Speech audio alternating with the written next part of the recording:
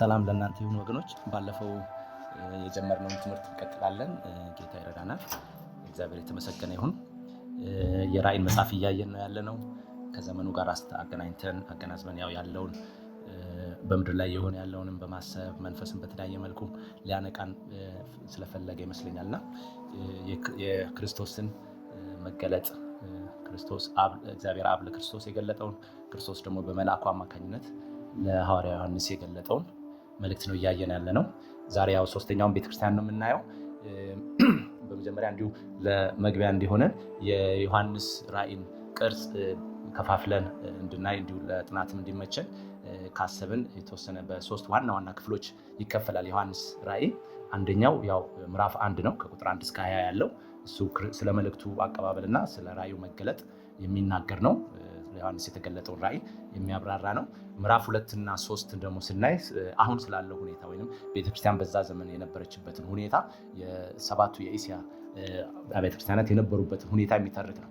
በሶስተኛ ደረጃ የምናየው ወደፊት የሚሆነው ነው። ሶስተኛው ክፍል ወደፊት የሚሆነው ነው። ከምዕራፍ 4 ጀምሮ እስከ 22 ድረስ ያለው ወደፊት ሊሆን ያለውን ስለሚል ቃሉም ራሱ መገለጡ ሲመጣ በቶሎ ሊሆን ያለውን እያለ ስለነበረ እግዚአብሔር የገለጠው ያንን የሚያሳይ ነውና ወደፊት ሊሆን የሚችሉ ጉዳዮችን በዛ ላይ እናያለን። አንደኛው ከራእይ ምዕራፍ 4 ጀምሮ እስከ ምዕራፍ 5 ከወሰድን የሰማይ አምልኮ ስርዓት ምን እንደሚመስል እናያለን። ከምዕራፍ 6 እስከ ምዕራፍ 8 ደግሞ የመከራውን ዘመን ሰባቱ ማህተሞች ሲፈቱ የመከራውን ጅማሬ እናያለን። ቀጥሎ ሰባቱ መለከቶች ደግሞ ከምዕራፍ 8 እስከ ምዕራፍ 11 ሰባቱ መለከቶች ሲነፉ በምድር ላይ የሚሆኑትን ነገሮች እናያለን። ቀጥሎ የሰማይ ጦርነት ደግሞ ከምዕራፍ 12 እስከ 14 ድረስ ያለው ሰማይ ላይ የሚደረጉ ጦርነቶችን በምድር ላይ የሚደረጉ ጦርነቶችን የሚተርክ ክፍል ነው። ቀጥሎ ሰባቱ ጽዋዎች ብሎ ከምዕራፍ 15 እስከ ምዕራፍ 16 ያለውን እናያለን። ቀጥሎ የባቢሎንን መውደቅ የሚተርፈው ከምዕራፍ 17 እስከ 19 ባቢሎን የሚለው ወደፊቱ ዓለም ወይም ደግሞ አሁንም ባለንበት ዓለም ሊሆን ይችላል ያለውን የሰው ልጅ ሲስተም ወይም ሰው የሚነግስበትና ሰው የሚገዛበትን ሲስተም የሚተርክ ነው። ይሄኛው ከምዕራፍ 15 እስከ 16 እንዴት እንደሚወድቅና ውድቀቱን እንዴት ሊሆን እንደሚችል የሚያሳይ ነው። አንዳንዶች አውሮፓ ነው ይላሉ ባቢሎን የሚለው፣ አንዳንዶች ደግሞ አሜሪካ ነች የሚሉም አሉ። ሁሉም ግን ከየራሱ ቴዎሎጂ ወይም ከየራሱ አስተምሮ ተነስቶ የተለያዩ ሀገሮችን ይናገራል። ግማሾቹ ሩሲያና ቻይናን ሊያመለክት ይችላሉ። በይበልጥ አውሬው የሚለው ወደ ሩሲያና ቻይና አድርገው ባቢሎን የሚለውን ግን ወደ አውሮፓ ወይ ወደ አሜሪካ የመጽሐፍ ቅዱስ ተንታኞች እንትን ያደርጋሉ፣ ያመላክታሉ። ይሁን እንጂ በአጠቃላይ ልንል የምንችለው ምንድነው? የሰው ልጅ የሚገዛበትና ሰው የሚሰለጥንበት እግዚአብሔርን ያወጣ ሲስተም፣ እግዚአብሔርን ከመካከሉ ያወጣ ሲስተምን እናያለንና የዛ ሲስተም አወዳደቅን ከምዕራፍ 17 እስከ 19 እናያለን። ከዛ ወዲያውኑ የጌታ ምጽአት ነው። ከምዕራፍ 19 እስከ 21 ያለው የጌታን ምጽአት እንዴት አንፎልድ እንደሚያደርግ እንዴት እንደሚገለጥ የሚያሳይ ነው። ቀጥሎ ደግሞ አዲሲቱ ሰማይና ምድርን ከምዕራፍ 21 እስከ 22 አዲሲቱ ኢየሩሳሌምን ከሰማይ ስትወርድ ስለ አዲሲቱ ኢየሩሳሌም ሁኔታ፣ መልኳን፣ ያለውን ሁኔታ፣ እዛ የሚካሄደውን ነገር ሁሉ የሚተርክ ነው። በመጨረሻም የማጠቃለያ መልእክት ምዕራፍ 22 ላይ ከቁጥር 6 እስከ 21 ኢየሱስ ክርስቶስና መንፈስ ቅዱስ ሙሽራይቱ ቤተክርስቲያንም መጨረሻ ላይ የሚሏቸው የማጠቃለያ መልእክቶች ወይም አሜን ጌታ ኢየሱስ ሆይ ቶሎና እንደዚህ የሚሉ መልእክቶች እና በዚህ የተጻፈውን ቃል የሚጠብቅ እስከ መጨረሻው የሚጸና እንደዚህ እያለ ፕሮሚስ የሚገባበት ወይም ተስፋ የሚሰጥበት ክፍል ነው። ይሄን ይመስላል መዋቅሩ። እኛ አሁን እያየን ያለነው ሁለተኛውን ፓርት ነው። የመጀመሪያው ስለ ራእይ መግቢያ የሚሆን መንደርደሪያ የሚሆኑ ሀሳቦች ያሉበት ነው። ሁለተኛው ላይ ግን ስለ ሰባቱ ቤተክርስቲያናት በትኩረት ከነሱ ምን መማር እንችላለን የሚለውን ለማየት ከዚህ በፊት የኤፌሶን ቤተክርስቲያንን አየን። ዋና ዋና ሀሳቦችን አውጥተን ነው ያየነው። ስለ ኤፌሶን ቤተክርስቲያን ስናይ በዋናነት ፍቅርን ትኩረት አድርገን ፍቅር የላችሁም ወይም ፍቅርን ቸል ብላችኋል ስለሚል ስለ ፍቅር አጥብቀን እዛ ላይ ለማየት ሞከርን። ሁለተኛው የጴርጋሞንን ቤተክርስቲያን ስናይ ጎልቶ የሚወጣው ሀሳብ ስለ ብልጥግናና ስለ ድህነት እና እነዚህን እንዴት አድርገን እንተረጉማለን፣ ብልጥግና ሲል ምን ማለት ነው የሚለውን ለማየት ሞከርና በሰማያዊ ነገር ባለጠጋ ለመሆን ምን ማድረግ አለብን እንደ ቅዱሳን የሚለውን የእግዚአብሔር ቃል የሚያስተምረን ሀሳቦች አይተናል። ክብር ለጌታ ይሁን። ዛሬ የሶስተኛውን የጴርጋሞንን ቤተክርስቲያን ነው የምናየው እና ስለ ጴርጋሞን ቤተክርስቲያን የተጻፈው ምዕራፍ 2 ከ12 እስከ 17 ባለው ክፍል ነው። መጀመሪያ እሱን አነብና ወደ ዛሬው ሐሳባችን እንገባለን። በጴርጋሞን ላለው ቤተክርስቲያን መልአክ እንዲህ ብለህ ጻፍ። በሁለት በኩል የተሳለ ስለታም ሰይፍ ያለው እንዲህ ይላል፣ የሰይጣን ዙፋን ባለበት እንደምትኖር አውቃለሁ። ሆኖም ስሜን ጠብቀሃል፣ አጥብቀህ ይዘሃል። ሰይጣን በሚኖርበት በእናንተ ከተማ የተገደለው ታማኙ ምስክሬ አንጢጳስ በነበረበት ዘመን እንኳ በእኔ ያለህን እምነት አልካድክም። ይሁን እንጂ የምነቅፍብህ ጥቂት ነገር አለኝ። የእስራኤል ልጆች ለጣዖት የተሰዋ ምግብ እንዲበሉና እንዲሰስኑ በፊታቸው መሰናከያ ያስቀምጥ ዘንድ ባላቅን ያስተማረውን የበለዓምን ትምህርት የሚከተሉ አንዳንድ ሰዎች በመካከል አሉ። የኒቆላውያንንም ትምህርት የሚከተሉ ሰዎችም በአንተ ዘንድ አሉ። ስለዚህ ንስሐ ግባ፣ አለዚያ ቶሎ እመጣብሃለሁ፣ በአፌም ሰይፍ እወጋቸዋለሁ። መንፈስ ለአብያተ ክርስቲያናት የሚናገረውን ጆሮ ያለው ይስማ። ድል ለሚነሳ ከተሰወረው መና እሰጠዋለሁ፣ ደግሞም ከሚቀበለው በስተቀር ማንም የማያውቀውን አዲስ ስም የተጻፈበትን ነጭ ድንጋይ እሰጣለሁ እያለ ይናገራል።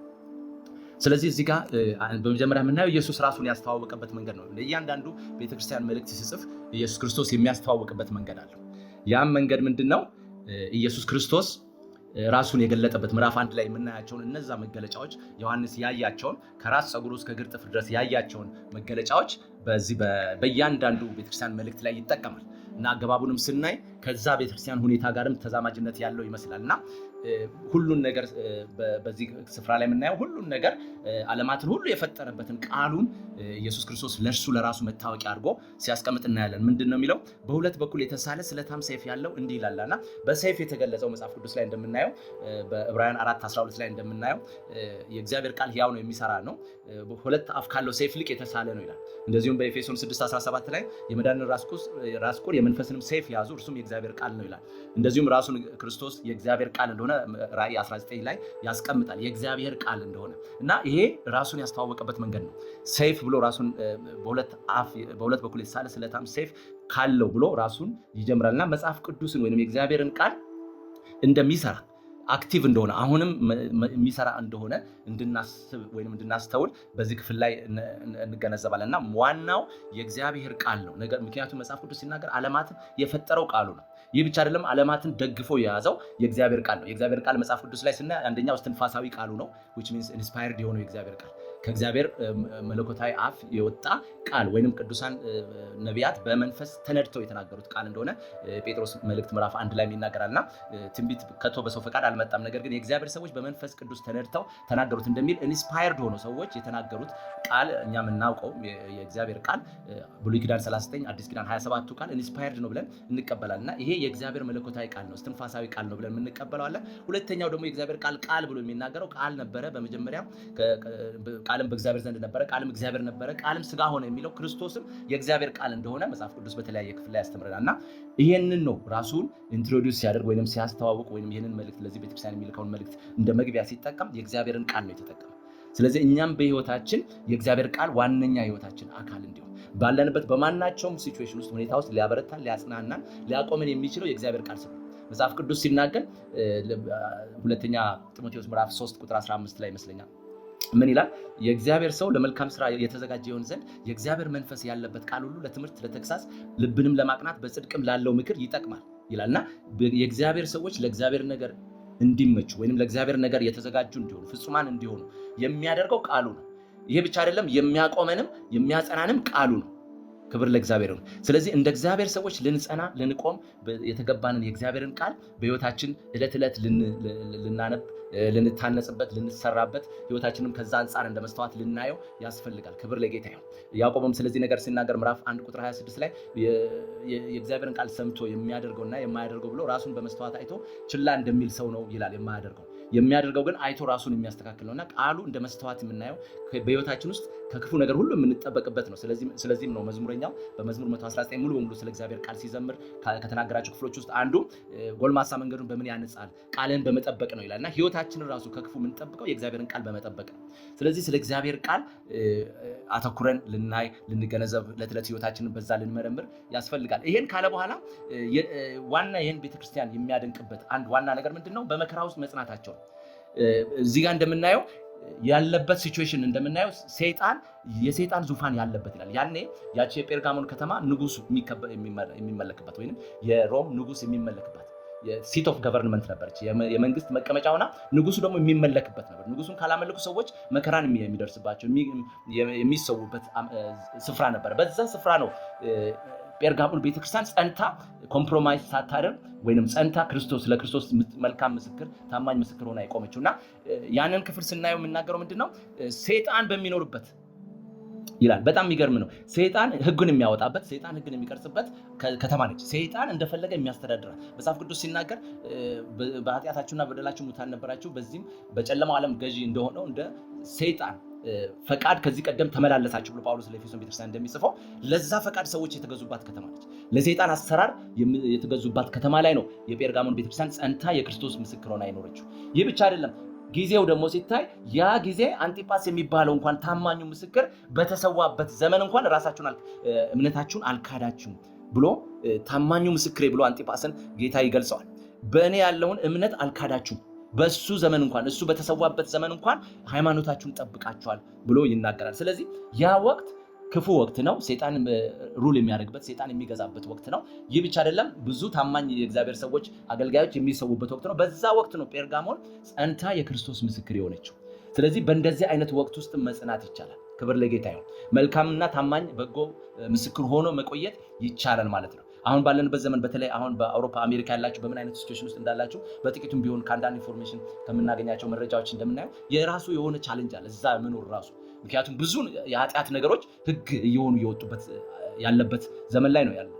እኛ ጋር ባህሉ ምኑም ይከለክላል እና አንዳንዶቻችሁ ያላችሁበት አካባቢ ግን ባህሉ ራሱ ለሰይጣንና ለሰይጣን ሐሳብ የተመቻቸ ነው። ስለዚህ ህግን የሚያጸድቅ ሁሉ የሚጸድቁት ህጎች ሁሉ የኃጢአት ህጎች ሁሉ የሚጸድቁበት አካባቢ ነው። በእንደነዛ አይነት አካባቢ መኖር እጅግ ከባድ ነው፣ ያስጨንቃልም። እውነቱን ለመናገር ኃጢአት የሚገዛበት ምድር ላይ መኖር ከባድ ነው። ልጆቻችን በእንደዛ አይነት ኢንቫይሮንመንት ውስጥ እንዲያድጉ ማድረግ ብዙ አቢዩዝ ባለበት በተለይ ህፃናት፣ ወጣቶች፣ ቲኔጀሮች ትምህርት ቤት ውስጥ ብዙ ነገሮች ሪፖርት ይሆናሉ። በእንደነዚህ አይነት ሲቹዌሽን ውስጥ ጌታን ታምኖ እግዚአብሔርን ተስፋ አድርጎ በእንደነዚህ ሲቹዌሽን ውስጥ ሰርቫይቭ ለማድረግና እውነተኛውን የክርስትና ቫልዩ ሜንቴን አድርጎ ጠብቆ ለመኖር መወሰን እጅግ ከባድ ፈተና ይመስለኛል። ስለዚህ ጴርጋሞን በእንደነዚህ አይነት ስቴት ውስጥ ነው ጠብቃ የኖረችው። ሃይማኖቷን ጠብቃ ምስክርነቷን ጠብቃ የኖረችው በእንደነዚህ አይነት ወቅት፣ ጻድቃን በሚሰደዱበት ወቅት፣ እውነተኞች ታማኞች በሚገፉበት ወቅት፣ ከሲስተም ውስጥ ሆን ተብሎ በሚወጡበት ወቅት፣ የሞት ማስፈራራት የጭካኔ ማስፈራራት በሚደርስባቸው ዓለም እናንተ ጋር እንደዚህ አይነት አንዳንዶቻችሁ ጋር እንደዚህ አይነት ኤንቫይሮንመንት አለ። ወደኛ ስትመጡ ደግሞ ኮራፕሽኑ፣ ዘረኝነቱ፣ ሌላውም ሰውን አስጨንቆ በአንዳንድ ሲስተም ውስጥ ራሳችሁን ለማቆየት የምታደርጉት መማፀን ከባድ ነው። በብዙ መማፀን ነው የምታልፉት። ይሄ ሁሉ ሲሆን ግን ጌታን አስቀድማችሁ መኖር መቻል ትልቅ ክብር አለው፣ ትልቅ ብድራትም አለው። ክብር ለኢየሱስ። ስለዚህ እነዚህን ክርስቲያኖች ኢየሱስ ክርስቶስ ያላቸው ምንድነው? በእንደዚህ አይነት ሰይጣን በሚገዛበት ዙፋኑን በዘረጋበት ውስጥ እየኖራችሁ ግን እኔን ታማኝ ለእኔ ምስክር ሆናችሁ መቆየታችሁ ኮመንድ የሚደረግ ነው፣ የሚመሰገን ነው፣ መልካም ተግባር ነው ብሎ የሚያስቀምጠው ነገር አለ። ክብር ለኢየሱስ። ይሄን ካለ በኋላ የሚነቅፍባትን ነገር እናያለን። የሚነቅፍባት ነገር ደግሞ እዚህ ጋር እንደምናየው አንዳንድ የሚነቅፍብን ነገር አለኝ ብሎ ከመካከል የበለዓምን ትምህርት የሚያስተምሩ አሉ። እነርሱን ደግሞ እንደዚሁም የኒቆላውያንም ትምህርት የሚያስተምሩ አሉ። እነዚህ ትምህርቶች ባለፈውም ለማየት እንደሞከርነው በለዓም ባላቅን የእስራኤልን ሕዝብ እንዲረግም ገንዘብ ወስዶ እንዲረግም ያደረገ ነብይ ነው። እንዲረግም ለማድረግ የሞከረ ነብይ ነው። እንደዚሁም ደግሞ የእስራኤልን ሕዝብ ከጣዖት አምልኮ ጋር ለመቀላቀልና ከሚዲያማን ጋር ወይም ሚዲያምስ ጋር እንዲቀላቀሉ በጋብቻም በምንም እንዲተሳሰሩና የአመፅ ርኩሰት ውስጥ እንዲገቡ ለጣዖት የተሰዋ ምግብ እንዲበሉ ያደረገ ነው። ያንን ትምህርት ነው እዚህ ጋር ያ መንፈስ እዚህ ራእይ መጽሐፍ ላይ መጥቶ ይንጸባረቃል በዛች ቤተክርስቲያን እና ይሄንን ቶለሬት ማድረግን ይሄንን መታገስን እነቅፍብሃለሁ ብሎ ይናገራል። ስለዚህ ኃጢአት በዛች ቤተክርስቲያን ላይ ኃጢአት ቶለሬትድ ሆኗል። ወይንም ደግሞ እንዲህ አይነት አምልኮ የጣዖት አምልኮ ቶለሬትድ ሆኗል፣ ታግሰውታል። ይሄንን ክርስቶስ ደግሞ ምን ያደርጋል? እነቅፍብሃለሁ፣ የምነቅፍብህ ነገር አለኝ፣ ስለዚህም ቶሎ ንስሐ ግባ ብሎ ይናገራል።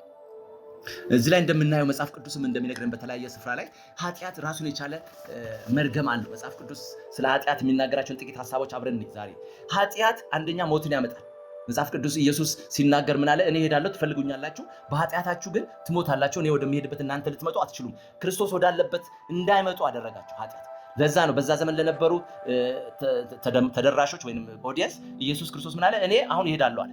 እኔ ወዳለሁበት አትመጡም፣ ትፈልጉኛላችሁ፣ ነገር ግን አትመጡም። ለምንድን ነው? ኃጢአት ነው ማያመጣችሁ። በኃጢአታችሁ ምን ትሆናላችሁ? ትሞታላችሁና እኔ ወዳለሁበት መምጣት አትችሉም አለ። ኃጢአት በባህሪው ትልቁ የሰው ልጅን ያሳጣው ነገር ሞት ነው። መጽሐፍ ቅዱስ እንደሚነግረን የኃጢአት ደሞዝ ሞት ነውና ይላል ዕብራውያን 9 ላይ ዕብራውያን 6:23 ላይ የኃጢአት ደሞዝ ሞት ነው። ስለዚህ ሞትን ያመጣል፣ ሞትን አስከትሏል፣ ወይም ከእግዚአብሔር መለየትን አስከትሏል። ለዚህም ነው መጽሐፍ ቅዱስ በኤፌሶን ምዕራፍ 2 ላይ ጳውሎስ ሲናገር በኃጢአታችሁና በበደላችሁ ሙታን ነበራችሁ ይላል። ስለዚህ በመንፈስ መሞትን ከእግዚአብሔር መለየትን ያመጣል ኃጢአት። ሰዎች መልካም ነገር መስሏቸው ይለማመዳሉ፣ ለጊዜው ትርፍ ያገኙበት እየመሰላቸው ይለማመዳሉ፣ ኃጢአትን ክፋትን ይለማመዳሉ። ኃጢአት ግን ሰውን ከእግዚአብሔር ሕልውናና ክብር ከእግዚአብሔር ሞገስ ይለያል። ስለዚህ ኃጢአትን በህይወታችን ልንጸየፈውና ኃጢአትን እንደ ቤተክርስቲያንም ደግሞ ዲሲፕሊን ልናደርገው ልናወግዘው የተገባ ተግባር ነው። ኃጢአት በሁለተኛ ደረጃ ደግሞ መልካም ነገርን ወይንም በረከትን ይከለክላል። መጽሐፍ ቅዱስ ሲናገር በኤርምያስ 5:25 እግዚአብሔር ሲናገር በደላችሁ እነዚህን አስቀርታለች፣ ኃጢአታችሁም መልካም ነገርን ከለከለቻችሁ ይላል። ኃጢአት መልካም ነገርን ከእግዚአብሔር ዘንድ የሆነ በጎ ነገርን ይከለክላል። ስለዚህ እግዚአብሔር ኃጢአትን ስለሚጠላ ኃጢአትን ስለሚጸየፍ ኃጢአት ወደ ቤተክርስቲያንም ወደ ግለሰብ ህይወትም ወደ ማህበረሰብም ሲገባ የሚያመጣው ፍርድ አለ ማለት ነው። ፍርድን ይዞ ነው የሚመጣው። ስለዚህ ኃጢአታችሁ እነዚህን ምን አለች አለ እግዚአብሔር ለእስራኤል ሲናገር ከለከለቻችሁ፣ መልካም ነገርን ከለከለቻችሁ አለ። እንደዚሁም ኢሳይያስ በምዕራፍ 1 ቁጥር 19 ላይ እሺ ብትሉ ለእኔ ብትታዘዙ የምድርን በረከት ሁሉ ትበላላችሁ፣ እምቢ ብትሉና ብታምፁ ግን ሰይፍ ይበላችኋል ብሎ ሲናገር ያለ ከበረከት ያስቀራል ኃጢአት። የጽድቅ ህይወት ነው ወደ በረከት የሚያደርሰው። ምሳሌ 10:6 ላይም በረከት በጻድቅ ራስ ላይ ነው፣ የኃጢአን አፍ ግን ግፍ ይገድነዋል ይላል። በረከት በጻድቅ ራስ ላይ ነው ይላል። ክብር ለጌታ ይሁን። ጽድቅን በህይወታችን ስንለማመድ የእግዚአብሔርን ቸርነትና በጎነት በህይወታችን እንለማመዳለን። ስለዚህ ኃጢአት ሌላኛው ክፉ ባህሪው ከእግዚአብሔር በረከትና ክብር ከእግዚአብሔር ጸጋ ይለየናል። ስለዚህ ልንጠነቀቅ ይገባል።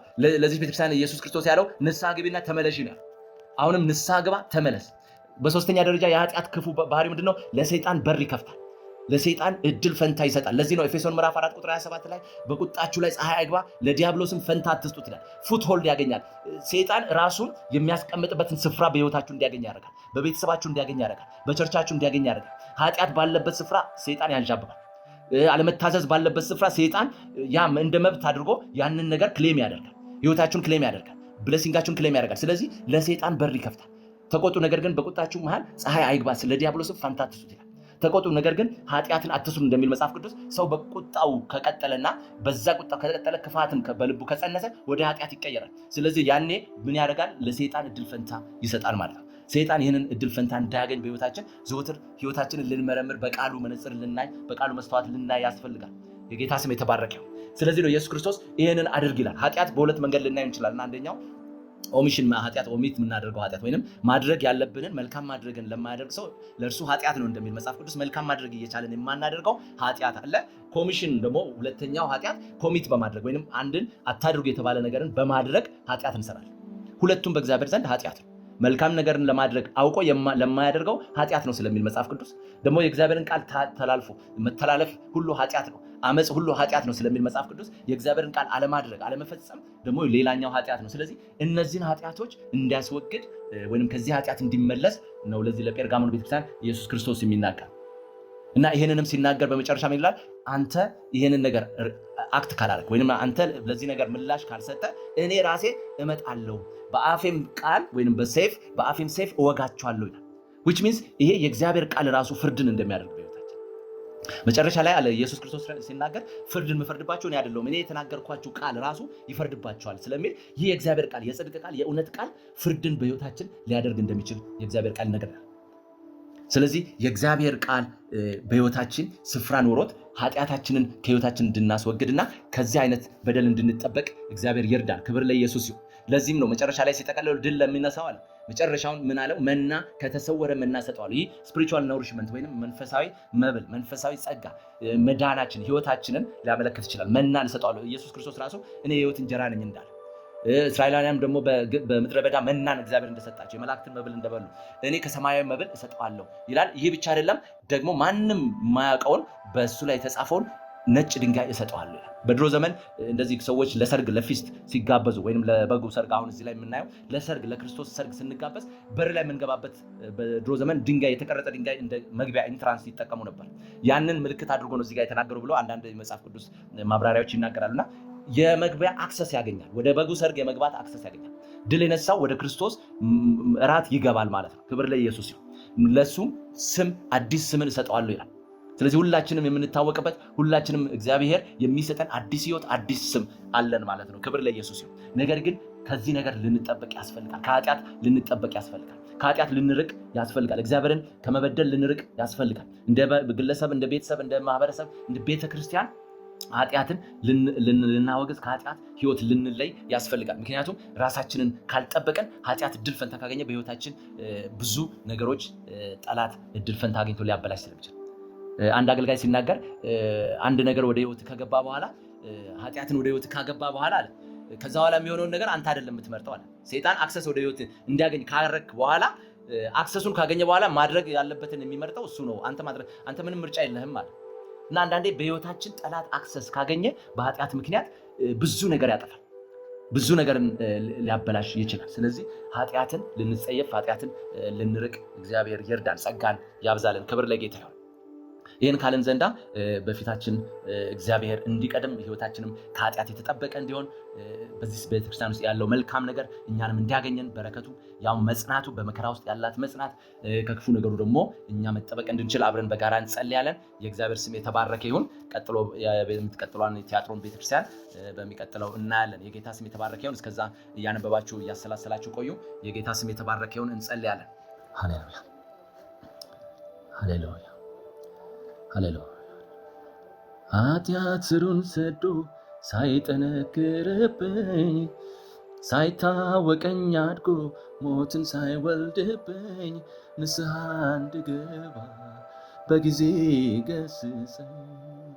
በጌታ በኢየሱስ ክርስቶስ ስም እግዚአብሔር አባትና አምላክ ሆይ ቃልህ በሕይወታችን መርህ መመሪያ እንዲሆነን እንደ ቃልህ እንድንወጣ እንድንገባ ቃል የሚለንን መሆን እንድንችል ቃል የሚናገረንን መፈጸም እንድንችል በጌታ በኢየሱስ ክርስቶስ ስም ከዚህ ዓለም ገዢ ከዲያብሎስ ከክፉ እግዚአብሔር አምላክና አባት ሆይ ከኃጢአትም እንድንጠበቅ በጌታ በኢየሱስ ስም ጸጋ ሁሉ እንድታበዛልን እንጸልያለን። ወገኖችን እንድትረዳ በያሉበት አገር እግዚአብሔር አምላክና አባት ሆይ በያሉበት ኤንቫይሮንመንት እግዚአብሔር አምላክና አባት ሆይ በኢየሱስ ክርስቶስ ስም በቤተሰባቸው ሁኔታ እግዚአብሔር ለኃጢአት የሚገፋፋ ለአመጽ የሚገፋፋ እግዚአብሔር አምላክና አባት ሆይ ለርኩሰት የሚገፋፋ ኤንቫይሮንመንት ቢኖር በጌታ በኢየሱስ ስም በቃል ሰይፍ በዚህ ሰዓት የጠራ እንዲሆን በዚህ ሰዓት የተወገደ እንዲሆን ጨለማ ሁሉ የተገፈፈ እንዲሆን በኢየሱስ ክርስቶስ ስም ጸልያለሁ።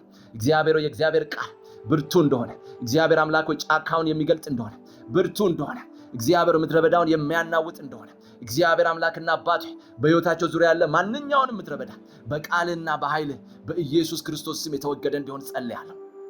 እግዚአብሔር አምላክና አባት ሆይ ቃል በሁለት አፍ ነው እንዳለው ሰይፍ ነውና በኢየሱስ ሕይወታችንን በሁሉ አቅጣጫ እንዲቀርጽ እንዲያስተካክል በኢየሱስም ከኃጢአትም እንዲለየን በጌታ በኢየሱስ ስም እንድትረዳን ጸልየን እንደ ቃል መኖር ይሁንልን፣ እንደ ቃል መመላለስ ይሁንልን። እግዚአብሔር አምላክና አባት እነሆ የእግዚአብሔርን ቃል ሰምቶ የሚያደርገው ቤቱን በአለት ላይ እንደመሰረተ ነው ተብሎ እንደተጻፈ እግዚአብሔር ጎርፍም መጣ እነሆ ንፋስም መጣ እነሆ እግዚአብሔር አምላክና አባት ቃል እንደሚል ያን ቤት መታው፣ ግን ያን ቤት ምንም አላደረገው። ዛሬ በኢየሱስ ክርስቶስ በነገር ሁሉ ውስጥ መጽናት የምንችልበት በቃል ላይ የተመሰረተ ሕይወትን ከኃጢአት የነጻ ሕይወትን እንድትሰጠን እንጸልያለን። ከአመጽ ሁሉ ከክፋት ሁሉ ከርኩሰት ሁሉ በኢየሱስ ክርስቶስ ነጻ እንድታደርገን በኢየሱስ ስም ጸጋ ሁሉ እንዲበዛልን እንጸልያለን።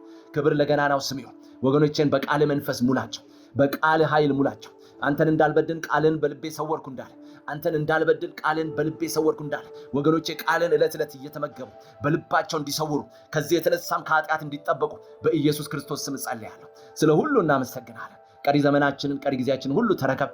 ሁሉ ለስም ክብር አድርገው በጌታችን በመድኃኒታችን በኢየሱስ ክርስቶስ ሃሌሉያ።